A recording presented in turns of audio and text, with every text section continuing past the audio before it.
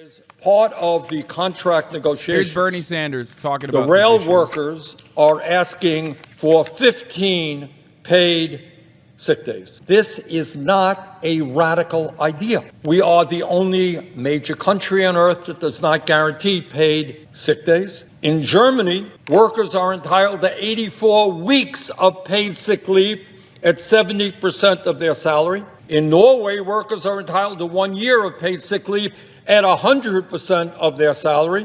In the UK, workers are entitled to up to 28 weeks of paid sick leave. The rail workers in the United States are not asking for 1 year of paid sick leave. They're not asking for 6 months of paid sick leave. They are asking for 15 days. 15 days.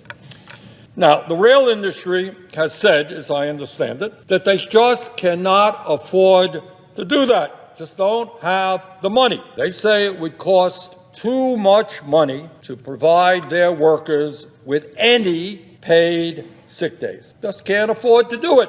Well, let's see. They made over $20 billion in profits last year. They provide their CEOs with huge compensation packages. And here's something else that everyone should know who's getting involved in this issue. Last year, the rail industry spent over $18 billion not to improve rail safety, not to address the supply chain crisis in America, but to buy back its own stock and hand out huge dividends to its wealthy stockholders. In fact, since 2010, the rail industry has spent over $183 billion on stock buybacks and dividends. So here is where we are, Madam President. It turns out that guaranteeing 15 paid sick days to rail workers would cost the industry. To play devil's advocate, aren't unions inherently anti-free market by forcing employers to pay above equilibrium, though through collective leverage? The profit is the obligation of private companies. There's a paradox.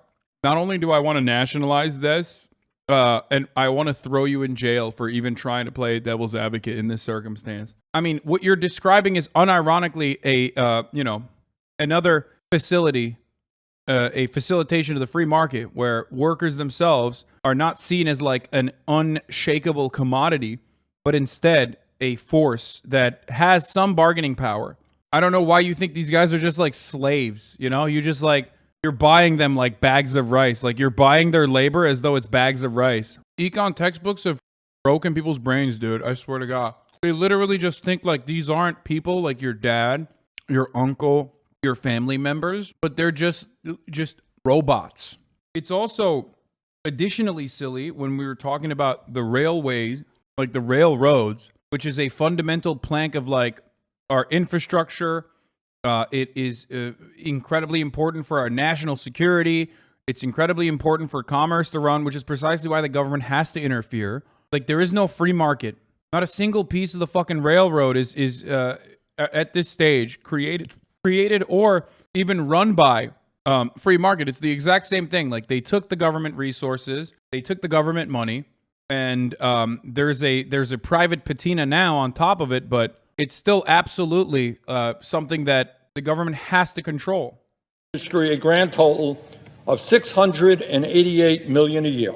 That is less than 3.5% of their annual profits. Now, it seems to me... Wait, hold on, sorry. It turns out that guaranteeing 15 paid sick days to rail workers would cost the industry a grand total of $688 million a year.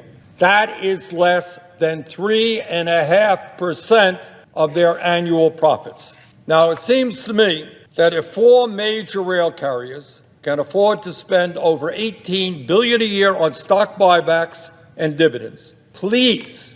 Oh my God. That kind of shows that unironically shows how inhumane these scumlords are. That they can't even put 3.5% of their profits that those workers created back into very reasonable demands that the workers themselves are making by way of their labor unions. That is completely, by the way, profits, chat, which is of course extracted labor value that workers without any sort of like labor union, without any sort of mechanism of pushback have no say over. That's why unions are important. You could turn around and go, what the do you mean? We generated 20 billion in profits for you. Give us 3.5% back at the very least. That's why socialists say profits are theft. Oh my Lord. Please don't tell me they cannot afford to guarantee 15 paid sick days to their workers and allow these workers to have a reasonable quality of life, which they don't enjoy today.